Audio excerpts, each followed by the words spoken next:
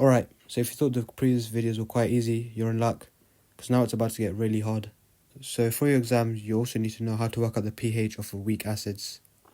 So weak acids only slightly dissociate when dissolved in water, and this gives an equilibrium mixture. So for example here, I forgot to write the charges. The equilibrium lies mainly to the left, like that. Okay. Now for your exam, they're not going to give you HA most of the time. They're normally going to give you something like ethanoic acid or something like that. So you have to write down the actual dissociation for that, which is like, let's say ethanoic acid is something like this.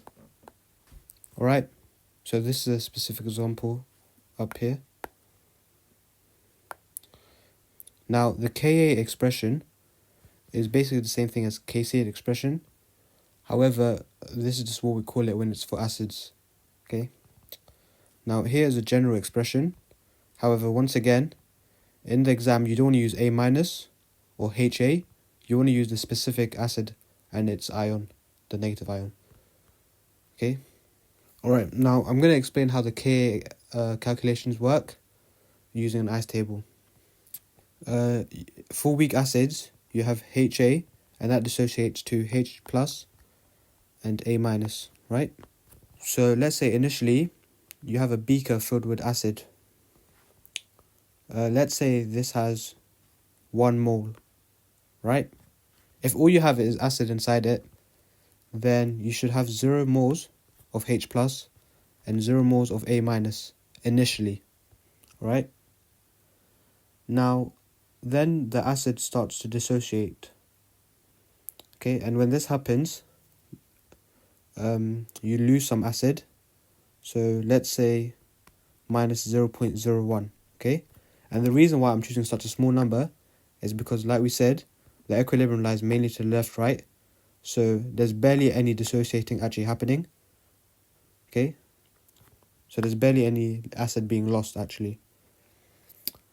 And this means that you gain 0.01 of H plus and 0.01 of A minus, okay? And if this happens, then the final moles is 0.99 and the final moles of H plus and A minus is 0.01. Right? Now, notice here how your initial moles of acid is quite similar to your final moles of acid, right? This is because it barely dissociates. Now, that fact is quite important for the calculations that we do. Another fact to keep in mind is that when it's a 1-to-1 ratio of H plus and A minus, your moles will be the same that you produce. Okay? And this is important because we can say H plus concentration is roughly equal to A minus concentration. Okay? Now, to make the calculations easier, we make 2 assumptions to simplify the Ka expression. The first one is that the equilibrium concentration of H plus is equal to the equilibrium concentration of A minus. And this is because they have dissociated according to a 1-to-1 ratio. So that's basically what I said down here about these two being the same ratio, therefore the same concentration. And also, the amount of dissociation is small. So you assume that the initial concentration of the undissociated acid has remained constant. So that's basically me saying the concentration here is the same as the concentration here because they've barely changed, right? So the equilibrium concentration of HA is equal to the initial concentration of HA. Okay, so here is our Ka expression again. And we have H plus, A minus, and HA, right? Now, all of these concentrations are meant to be taken at equilibrium. However, we said that HA, the concentration at equilibrium, is the same as the initial concentration, right? So we can use the initial concentration for that. Okay, but it's meant to be the equilibrium, but we said they're roughly the same. So we can use the value of the initial concentration. Also, we said that these two are equal to each other. So instead of saying H and A, we can just do H plus times H plus, right? And that simplifies down to Ka equals H plus squared all over HA. Alright, so here's an example for us to try. Pause the video, try it yourself, and play it to see the working out. Okay, so I'm going to write down the Ka expression firstly. So we have that, okay? Now, if you don't know how to write down the structural formula of the acid, you can try drawing it and then write it down. Okay, so to simplify this, we know that these two concentrations are going to be the same. So I can just write H plus squared instead, so that we get... And now I can sub in the values that we do know. So we know that Ka is equal to 1.7 times 10 to the minus 5. And that's equal to H plus squared all over 0.01. Now if I rearrange to get H plus, I get... And now I just need to minus log this to get pH. And I get 3.38. Okay, here's another example for us to try.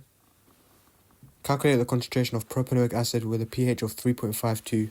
And the Ka value of propanoic acid is 1.35 times 10 to the minus 5. Alright, so firstly I'm going to write down the Ka expression. And now we can simplify this down to... Okay, so we know our Ka value is 1.35 times 10 to the minus 5.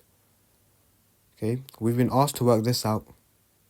Okay, but we haven't been given the H plus concentration.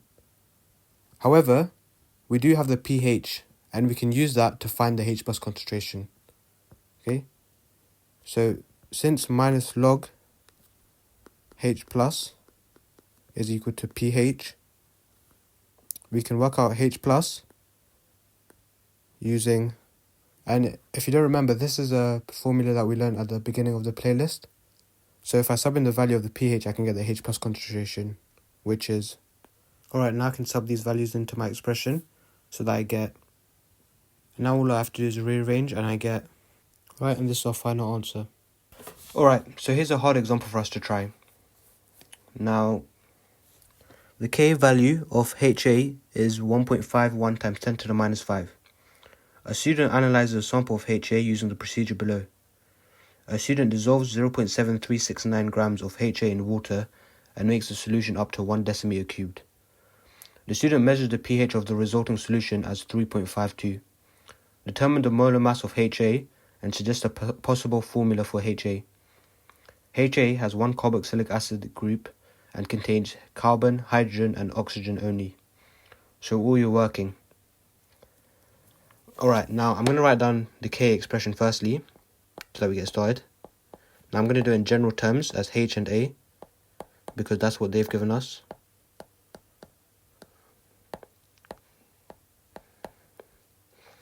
And I know that we can rewrite this as H plus squared all over HA. Right? Now, we know our Ka value, which is that. And I can also work out the H plus concentration by doing 10 to the minus 3.52, which I get that. Sorry, I forgot to square this bit here. And now I can sub in these values to get the HA, which is... Now this is the value I get for the HA concentration. Now if I do concentration times volume, okay, I'm going to do 6.04 times 10 to the minus 3 times 1 decimeter cubed, which is essentially just 6.04 times 10 to the minus 3. So that means that's my number for the moles as well. Now I can just do mass divided by moles to get my MR. And I get my MR as 122. Alright, so for the second bit, you kind of have to play around a bit. But you get that the carboxylic acid looks like this. So the formula is... Alright, and that's the final answer.